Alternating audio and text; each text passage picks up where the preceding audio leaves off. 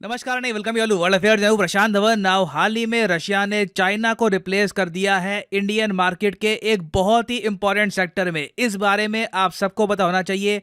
Almost मैं कहूंगा कि चाइना पर हमारी डिपेंडेंस एक बहुत ही इंपॉर्टेंट सेगमेंट में खत्म हो चुकी है। यहां पर आप देख पाओगे रशिया ने भारत को इतने डिस्काउंट दिए कि फर्टिलाइजर एक्सपोर्ट के मामले में रशिया भारत का नंबर 1 फर्टिलाइजर प्रोवाइडर बन चुका है। इसका मतलब अब यह है कि फाइनली ये लाल इमारत गिर चुकी है ना, गिरी नहीं है मगर काफी छोटी हो चुकी है।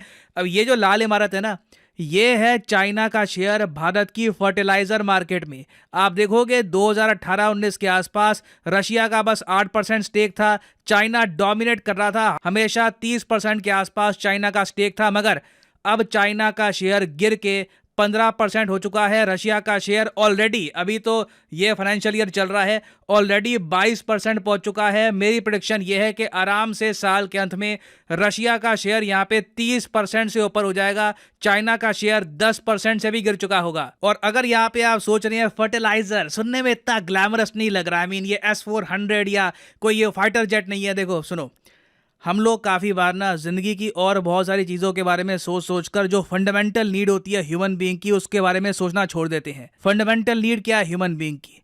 खाना, पानी, साफ पीने का पानी मिल जाए, उसको खाना मिल जाए, बेसिक सर्वाइवल के लिए तो इतना आपको चाहिए ही होगा। और फर्टिलाइजर के बिना हम लोग हमारी बहुत बड़ी आबादी को 2 वक्त की रोटी नहीं दे पाएंगे। वैसे कहने को बिना फर्टिलाइजर के भी आप सब्जियां वगैरह या कुछ गेहूं ग्रो कर लोगे, मगर लगातार ग्रो नहीं कर पाओगे। अगर आपको मास प्रोडक्शन करनी है, करोड़ों लोगों को अगर आपको खाना खिलाना है, तो वहां पे आपको सोर्स चाहिए होगा न्यूट्रिएंट्स का, पोटेशियम, फास्फोरस, नाइट्रोजन का। वो फर्टिलाइजर से ही आएगा। फर्टिलाइजर यूज करते हैं हमारे किसान इस तरीके से, तभी हमारी प्लेट पे खाना आ पाता है। अब आप सोच कर देखिए कितनी ज्यादा सैड बात थी कि कई सालों तक हम लोग बहुत ज्यादा डिपेंडेंट थे चाइना पर फर्टिलाइजर को लेकर। मुझे याद है अच्छे से, एक बार चाइना की सरकार ने यह डिसाइड किया कि सिंस चाइना में ही फर्टिलाइजर की कमी हो गई है, तो चाइना ना फर्टिलाइजर कम एक्सपोर्ट करेगा।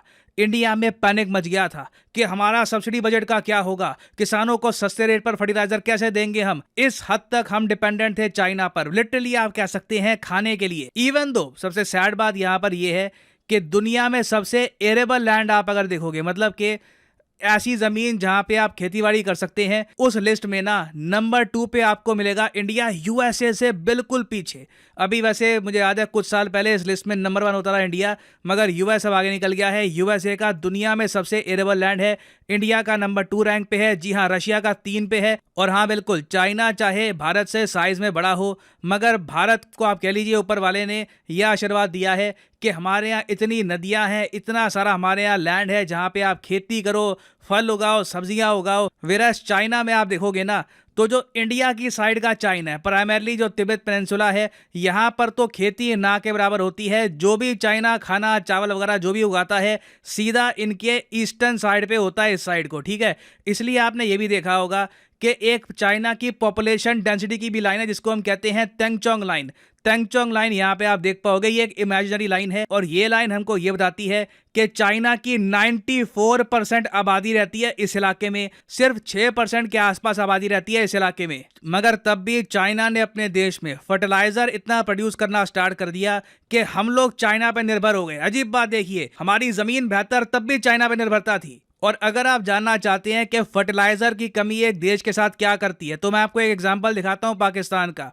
पिछले 3-4 साल से लगातार पाकिस्तान में फर्टिलाइजर की कमी चल रही है, और 2021 से ही पाकिस्तान के न्यूज आउटलेट्स ने ऐसे आर्टिकल पब्लिश करने स्टार्ट कर दिए थे कि फर्टिलाइजर की कमी की वजह से शायद गेहूं एक बार को डिस्टेंट ड्रीम बन जाए। गेहूं का जो टारगेट है ना, कितने लोगों को पाकिस्तान गेहूं देगा, ये ड्रीम बन जाए। और इसी वजह से जहां पर आज के समय भारत को किसी कंट्री के सामने जाना नहीं पड़ रहा गेहूं के लिए, उल्टा हम गेहूं एक्सपोर्ट कर रहे हैं, पाकिस्तान को गेहूं इंपोर्ट करना पड़ रहा है। इवन दो जब पार्टीशन हुआ था तब पाकिस्तान को भी बहुत ज्यादा फर्टाइल जमीन मिली थी पंजाब की। और आज भी आप देखोगे तो फार्मर्स पाकिस्तान में आए दिन प्रोटेस्ट करते हैं कि हमारे यहाँ इतना फर्टिलाइजर भी नहीं है कि हम अपनी फैमिली को खिला पाए, तो हम देश के लिए खेती कैसे करेंगे। तो ये मैं आपको एक एग्जाम्पल दे रहा हूं कि एक देश में जब फर्टिलाइजर की कमी होती है तो क्या होता है। और रिसेंटली जिस तरीके से पूरी दुनिया में फर्टिलाइजर की कमी बनी थी, उसके बाद डर यह था कि अगर चाइना इंडिया को सप्लाई करना बंद कर दे तो हम क्या करेंगे। मगर अचानक से यहाँ पे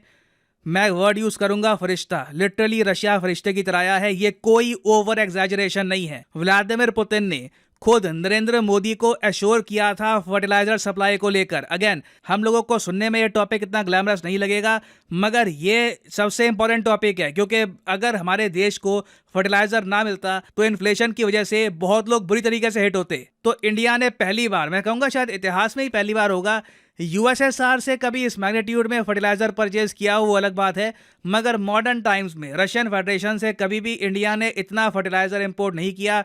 सीधा एक मैसिव 371% की jump year on year basis पर, और अभी तो 6 महीने बाकी है इस फाइनेंशियल ईयर में। ऑब्वियसली इससे रशिया को भी फायदा हो रहा है, बिलियंस ऑफ डॉलर जाएंगे रशिया के पास। मगर हमें यहाँ पर ऐड करना पड़ेगा कि दुनिया में फर्टिलाइजर की इतनी डिमांड है कि एक बार को रशिया कह सकता था कि हम आपको फर्टिलाइजर नहीं देंगे, हम कहीं और बेचेंगे, मगर रशिया ने डिस्काउंटेड रेट पर, क्योंकि देखो हिस्टोरिकली हमारे यहाँ जो कंपनीज थी वो चाइना से फर्टिलाइजर परचेज करना इसलिए पसंद करती थी क्योंकि चाइना ज्योग्राफिकली करीब है, आराम से फर्टिलाइजर हम इंपोर्ट करते थे।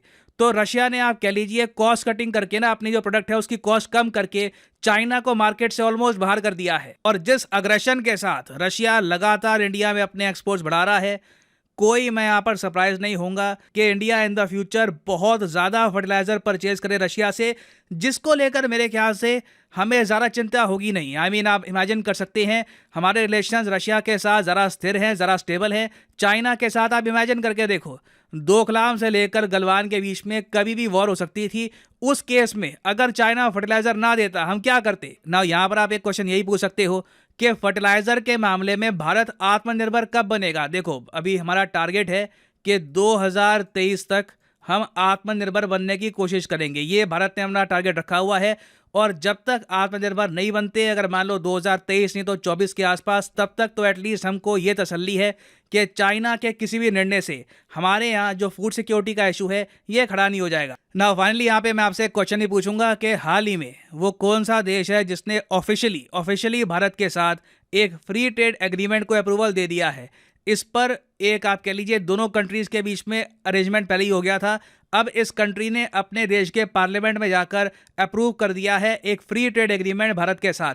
इस पर रिसेंटली बहुत आर्टिकल पब्लिश हुए हैं, आज ही इस पर न्यूज़ आई है। बताओ ये देश कौन सा है? ऑस्ट्रेलिया, जापान, मंगोलिया या फिर सीरिया? कमेंट सेक्शन में सब लोग आंसर करेंगे।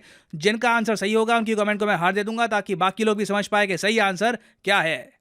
और फाइनली यहाँ पर मैं ऐड कर दूं कि अनअकैडमी का एक मैसिव डिस्काउंट स्टार्ट हो चुका है। सारे कोर्सेज पर आपको ऑलमोस्ट 19% का डिस्काउंट मिलेगा। आपको करना क्या है, नीचे कमेंट सेक्शन में जाओ, यहाँ पे आपको मिलेंगे बहुत सारे link. Bank, UPSC, SSC, late से आप प्रिपेयर कर रहे हैं बैंक एग्जाम के लिए, तो बैंक के लिंक पर आपने यहाँ पर किया क्लिक, और उसके बाद आपके सामने खुल जाएगा ये पेज, और यहाँ पर आप देख पाओगे ऑलरेडी प्राइसेस स्लैश कर दिए जा चुके हैं।